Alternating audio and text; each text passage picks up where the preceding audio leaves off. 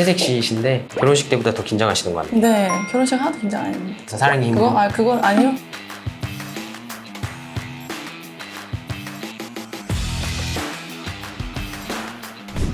안녕하세요.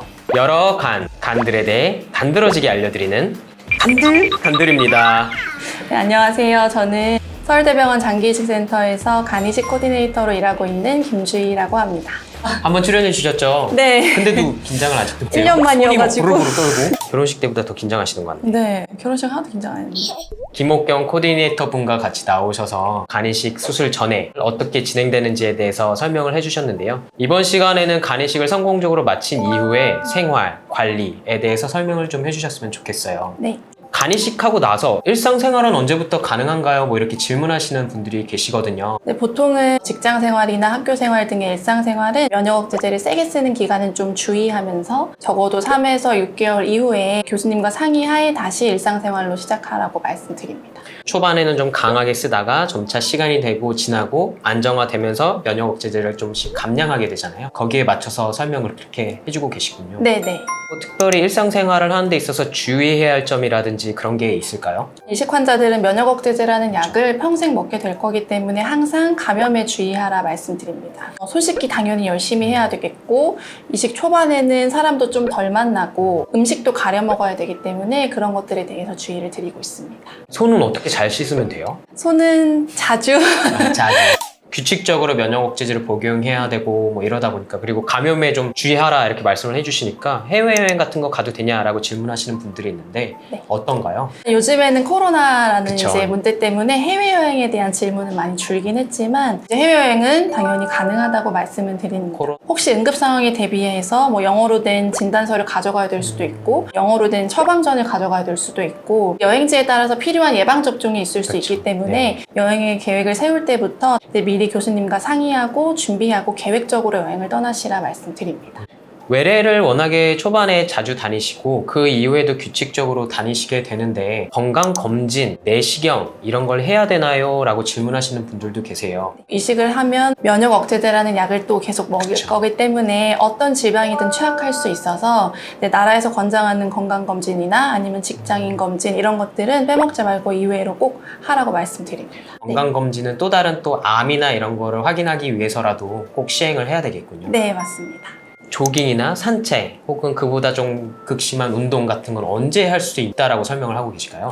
보통은 환자분들이 퇴원을 할 때 당연히 걸어서 나가실 거기 때문에 대부분의 환자분들은 네, 그렇죠. 그래서 가벼운 산책 정도의 유산소 운동은 바로 시작하셔도 된다. 조금 격렬한 운동이나 네. 아니면 근육에 힘이 많이 들어가는 운동은 적어도 한 달 이후 담당 교수님이랑 또 상의하고 시작하시라 말씀드립니다. 복근, 배에 힘이 들어갈 만한 운동 같은 경우에는 적어도 한 3개월은 좀 쉬었다가 하시는 걸 추천드리고 싶어요. 앞선 편에서 산부인과 교수님께서 이식 환자분들 면역 억제제를 복용하더라도 임신하고 하는 데는 문제 없다. 안전하게 출산할 수 있으니 걱정하지 마시라 이렇게 말씀을 전해드렸어요. 하늘을 봐야 별을 타지 않습니까? 성생활은 어떻게 가능한가요? 면역 억제제 때문에 항상 성병 등의 감염에 주의해야 돼서 전신 상태가 호전되면 가능하되 깨끗하게 감염에 주의하며 가능하다고 말씀드립니다. 외래를 방문할 때 주의사항 혹은 뭐 필요한 거 그런 게 있을까요?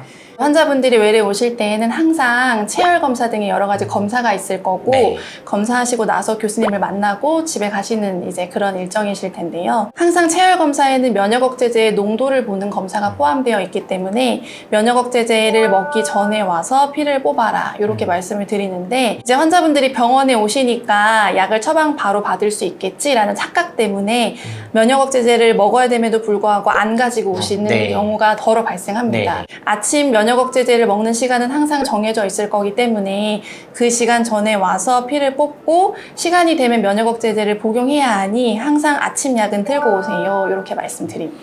약을 먹기 직전에 피 검사를 하고 그 다음에 바로 면역 억제제를 복용하시면 된다라고 하는데 약을 먹고 피 검사를 또 하는 경우가 있어요. 어떤 문제가 생길 수가 있나요? 약물의 농도가 정확히 측정되지 못하고 아마 높게 나오거나 맞아요. 할 수 네. 있기 때문에 정확하게 면역 억제제를 조절하기 어려울 것으로 판단이 되니 약은 먹었어도 네. 어쩔 수 없이 체열 검사는 하되 교수님께 꼭 약을 먹고 체열을 한 거다라고 말씀을 드리라고 합니다. 이건 상당히 중요할 수 있을 것 같습니다. 더불어서 환자분들이 외래 오래 기다리시는 경우도 어쩔 수 없이 존재하게 되는데 그 체열 검사, 즉 약물 레벨을 측정하는 그 검사는 기본적으로 한 2시간 이상 걸리게끔 되어 있습니다. 일찍 피 검사를 하시더라도 그 결과를 확인하시려면 짧게는 2시간, 조금 더 길어지면 뭐 심지어 3시간까지도 기다려야 된다는 사실을 좀 알아주시면 좋을 것 같습니다.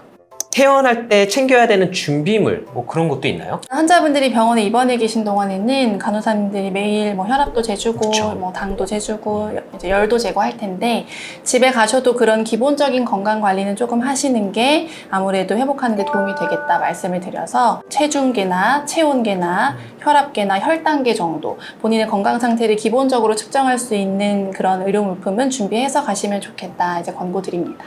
또 궁금해하시는 것들이 장애 진단서, 장애 등급 신청할 수 있나요? 라고 물어보시는데 간이식 환자분들이 장애 등급을 신청할 수 있는 건가요? 네, 가능합니다. 일단 국가에서는 이식한 환자들한테 장애인 등록을 하게끔 되어 있는데요. 바로는 안 되고 이식하고 2달이 지나야만 가능합니다. 2달이 지난 시점에 주민센터에다 필요한 서류를 제출하셔서 등록을 하셔야 되는데 장애인 등록에 필요한 서류는 담당 교수님이 발급을 해주셔야 되기 때문에 미리 외래를 오시기 전에 주민센터에다가 어떤 서류가 필요한지 알아보셔서 네. 외래 오셨을 때 교수님께 말씀드리면 교수님이 아마 서류를 잘 준비해 주실 겁니다. 간이식 수술을 받고 나서 바로 퇴원하기 전에 서류를 뗄 수는 없는 거고 네. 2달 이후에 뗄 수가 있고 해당 그런 서류들은 확인하셔서 외래에 오셔서 말씀 주시면 저희가 떼드릴 수 있도록 하겠습니다.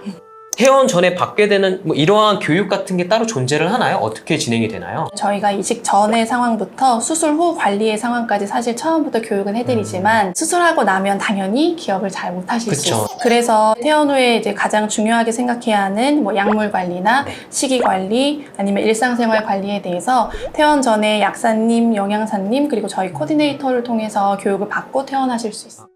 특히나 이제 생체 간이식을 하는 경우에는 기증자분이 또 존재를 해요. 수술하기 위해서 여러 가지 검사를 진행하고 수술을 하고 입원 비용 같은 게 존재할 텐데 수술을 안 해도 되는데 수혜자분을 위해서 간을 기증하는 거지 않습니까? 네. 이런 전반적인 비용들 보험을 받을 수가 있나요? 기증자분은 수술 전까지 이루어졌던 검사비나 뭐 입원비 이런 것들은 보험을 하나도 못 받고 이제 수술하고 검사하고 하게 되세요. 네. 하지만 수술을 하고 나면 나라에서 보험 소급을 해줍니다. 수술 전에 했던 검사비나 입원비, 수술비는 수혜자의 보험 작용에 따라가서 네. 이제 환급을 받게 되시고 수술 이후에 외래를 다니시는 거는 원래 자기의 건강보험을 적용받게 되십니다. 그러면 안타깝게도 검사 혹은 뭐 이런 것들을 다 진행했는데 어떠한 문제가 있어가지고 진행을 못할 경우에는 어쩔 수 없이 보험 적용이 되지는 않겠네요. 네, 이제 건강검진의 개념이 되기 때문에 안타깝지만 소급은 못 받는다 말씀드립니다. 대신에 그렇게 검사에서 성공적으로 이식으로 진행이 되면 그거에 대해서는 나중에 소급 적용을 시킬 수 있다. 네, 맞습니다.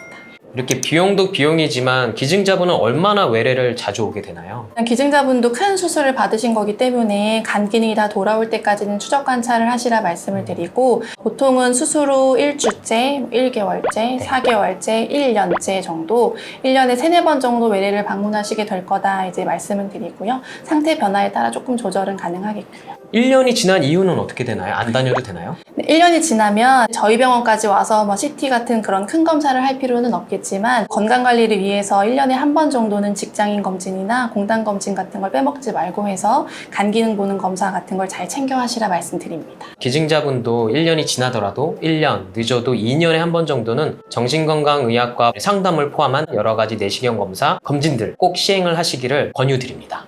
듣고 계실 지금 환자, 보호자분들에게 이런 건 알아주셨으면 좋겠다 당부의 말씀 뭐 이런 게 있을까요? 이식을 시작하기 전부터 이식하고 퇴원할 때까지 저희를 계속 자주 보게 되시는데요. 저희가 최선을 다하고 있긴 하지만 아무래도 환자분들이나 기증자분들한테 조금 아쉬운 부분이 있으실 거라 생각이 듭니다. 서울대병원 간식팀은 환자분들을 생각하고 있고 환자분들한테 더 나은 방향을 제시할 수 있도록 노력하고 있으니 저희만 믿고 따라와 주시면 감사하겠습니다. 믿음이 확 갑니다. 네, 감사합니다. 마지막으로 하셔야 되는 거 이거 만드신 장본인이신데 옥경 선생님 먼저. 네 알겠습니다. 좋아요, 구독 꾹꾹 눌러주세요. 감사합니다.